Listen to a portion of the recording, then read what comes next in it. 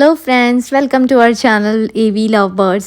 तो last vlog में आपने देखा कि हम गाड़ी से निकल गए थे हमारी ट्रैकिंग के स्टार्टिंग पॉइंट तक और वहीं हमें हमारे गाइड मिलने वाले थे। रास्ता काफ़ी एडवेंचरस था। जब भी कोई लोकल ड्राइव करता है ऐसे रास्तों पे तो मुझे बहुत मज़ा आता है because I can trust there driving skill. Approximately 15 to 20 minutes की ड्राइव में हम लोग स्टार्टिंग पॉइंट तक पहुँचने वाले थे। रास्ते में हमने लोकल म्यूज़िक इंजॉय किया।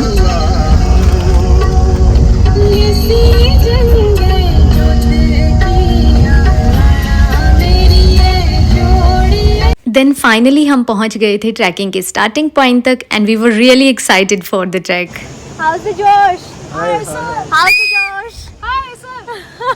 Let's go. जैसे ही हमने ट्रैक शुरू किया, इस गीली मिट्टी की खुशबू ने हमें वेलकम किया।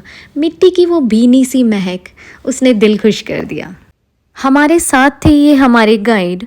पूरे रास्ते ही आपको ऐसे ही पथरीली चढ़ाई मिलेगी, लेकिन स्टार्टिंग में ये चढ़ाई ज़्यादा नहीं है तो आपको ज़्यादा मुश्किल नहीं होगी।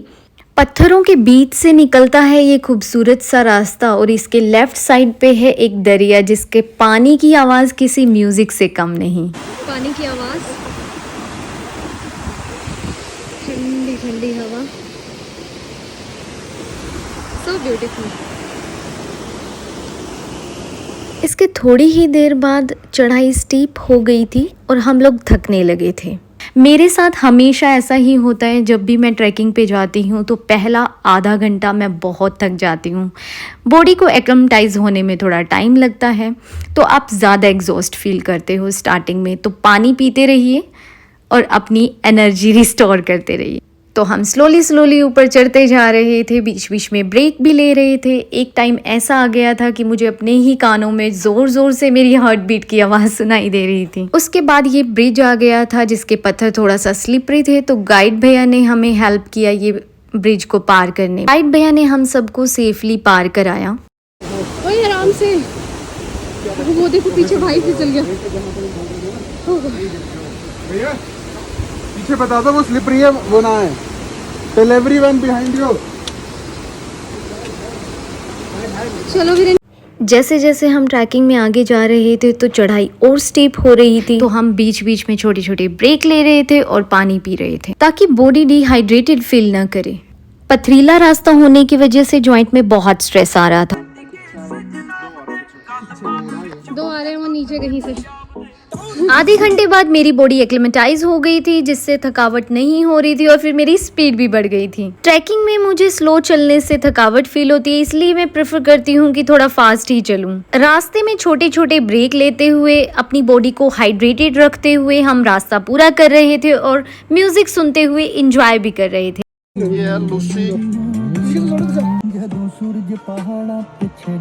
वो जा रही है मेरी जिंदगी की सबसे बड़ी दुश्मन,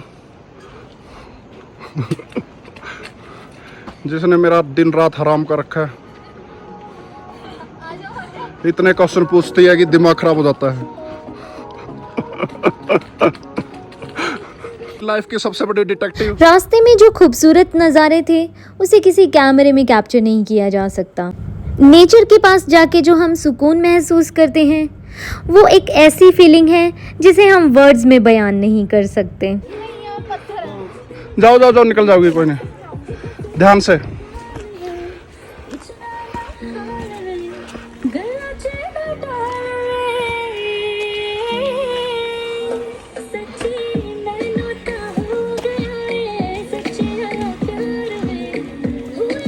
रास्ते में एक छोटा सा कैफ़े था जहां हमने चॉकलेट बार खाई, थोड़ी देर रेस्ट किया और फिर हम आगे चल दिए। इतना चलने के बाद बॉडी हैबिचुअल हो गई थी और मुझे तो थकावट का पता ही नहीं चल रहा था। मैं तेज चल रही थी इसलिए मैं सबसे आगे थी।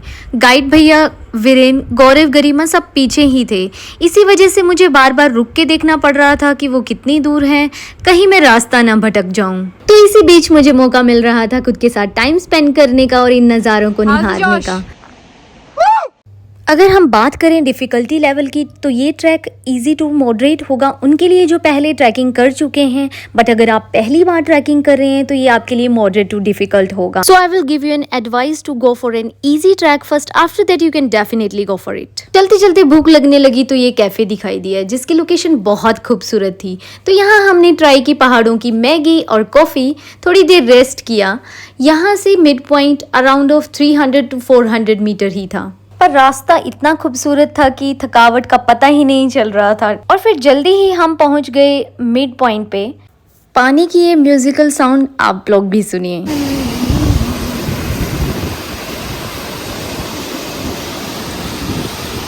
Wow, what a view. रास्ते में हमें ये बकरियां मिली जो थोड़े से कॉर्नर में ही अपनी जगह बना लेती थी. You said never let me go. You said never let me go.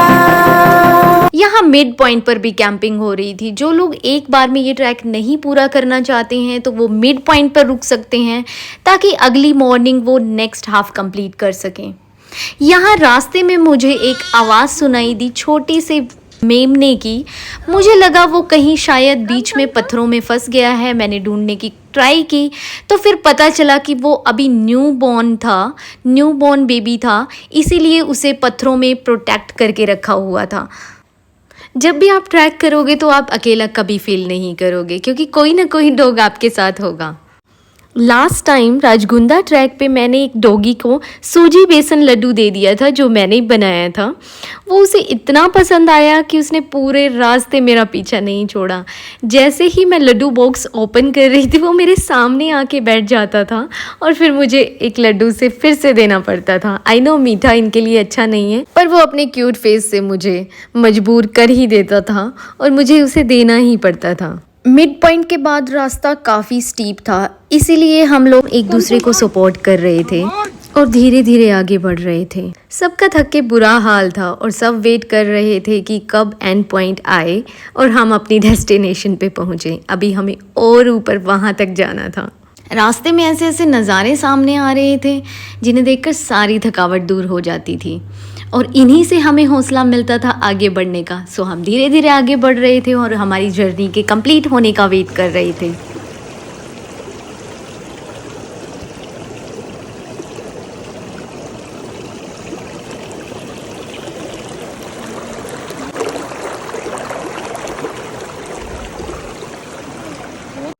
अब लगभग जर्नी कंप्लीट होने ही वाली थी और एक्साइटमेंट लेवल भी बढ़ रहा था. और फिर देखते ही देखते हम लोग बस पहुंच ही गए थे एंड पॉइंट पर. यहाँ से टेंट शुरू हो जाते हैं. ये कैफ़े हैं जिनके साइड में ही टेंट लगा दिए जाते हैं रात को और ये लोग खाना प्रोवाइड करते हैं. हमारा टेंट और ऊपर लगने वाला था, यहाँ से 200-300 मीटर और ऊपर. तो अभी हमें थोड़ा सा और ट्रैक करना था. रास्ते से हमने बिस्किट और जूस लिया क्योंकि बहुत भूख लगी हुई थी और अभी डिनर का भी टाइम नहीं हुआ था. और ये था हमारा कैफ़े जहाँ हमारे टेंट लगे थे. लेक यहाँ से 200 मीटर और ऊपर है, वहाँ टेंट लगाने की परमिशन नहीं है because of the safety reason और सफाई के पर्पज़ से भी. लेकिन अभी सनसेट नहीं हुआ था तो इसीलिए हम सोच रहे थे कि डायरेक्ट हम लेक तक चले जाएं ताकि हम सनसेट देख सकें. और फिर फाइनली हम पहुंच गए सनसेट देखने के लिए. यहाँ का नज़ारा इतना खूबसूरत था कि उसे वर्ड्स में एक्सप्रेस करना बहुत मुश्किल है. और ये थी ब्यूटीफुल करेरी लेक.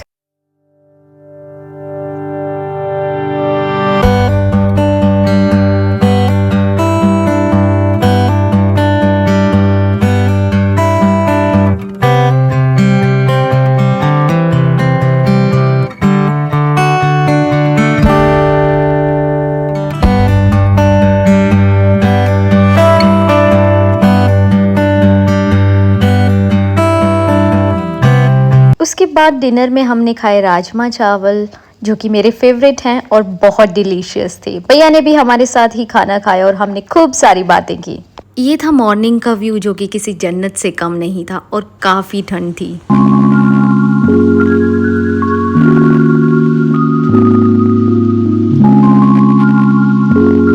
फिर हमने ब्रेकफास्ट में गरम गरम पराठे खाए क्योंकि हमें निकलना था वापस ट्रैक के लिए, तो हैवी ब्रेकफास्ट करना बहुत ज़रूरी था ताकि जल्दी भूख ना लगे।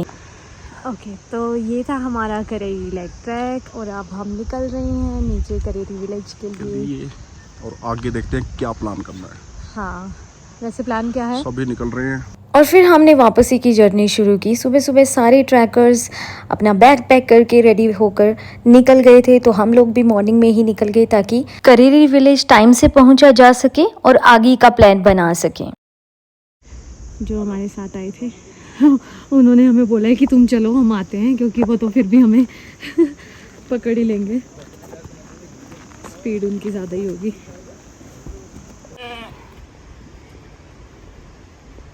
भोले से होती है ना। सब बोल रहे थे कि उतरना आसान है, पर पता नहीं क्यों मुझे चढ़ना बिल्कुल भी मुश्किल नहीं लगा, बल्कि मुझे उतरना बहुत मुश्किल लगा, क्योंकि जैसे ही हम उतर रहे थे हमें अपना पैर रोकना पड़ रहा था बिकॉज़ ऑफ द ग्रेविटी, वो हमें नीचे पुल कर रहा था। और दूसरी बात ये भी थी कि पत्थर जो थे वो बहुत ऊबड़ खाबड़ थे, तो हमें हर स्टेप वॉच करके ही नीचे उतरना पड़ रहा था और इसी वजह से एंकल में बहुत स्ट्रेस आ रहा था बिकॉज़ हर स्टेप ऊपर नीचे था, कोई भी स्टेप इक्वल नहीं था। फिर रास्ते में हमें दिखी ये ब्यूटीफुल सी स्नेल। चढ़ने में हमें 5 से 6 घंटे लगे थे, जबकि हमें उतरने में 3 से 4 घंटे ही लगे, क्योंकि हम ज़्यादा रेस्ट ब्रेक नहीं ले रहे थे। लेकिन चढ़ते हुए थकावट ज़्यादा हो रही थी, इसीलिए रेस्ट ज़्यादा लेना पड़ रहा था, रुकना ज़्यादा पड़ रहा था। लेकिन उतरते टाइम पेन ज़्यादा हो रहा था, थकावट नहीं हो रही थी, इसलिए टाइम भी कम लग रहा था। और फिर कुछ इस तरह से कंप्लीट हुई हमारी ट्रैकिंग की जर्नी। ये था एंड पॉइंट जहाँ से हमने ट्रैक शुरू किया था। एक्सपीरियंस बहुत ही अच्छा था। We are really proud of ourselves कि हमने ये किया। यहाँ से फिर हमें दोबारा जाना था जोस्टल में, क्योंकि हमारा लगेज वहीं पे था और फिर आगे का प्लान एग्जीक्यूट करना था। और फाइनली हम पहुंच गए जोस्टल में। यहाँ से हमने हमारा लगेज लिया और हम निकल गए हमारे नेक्स्ट डेस्टिनेशन बीर बिलिंग के लिए। तो ये था हमारा करेरी लेक ट्रैक। आगे देखिए हमने बीर बिलिंग में क्या क्या मस्ती की, तो बने रहिए हमारे साथ। आपको ये वीडियो कैसी लगी कमेंट में ज़रूर मेंशन कीजिए। And thanks for watching. Bye bye.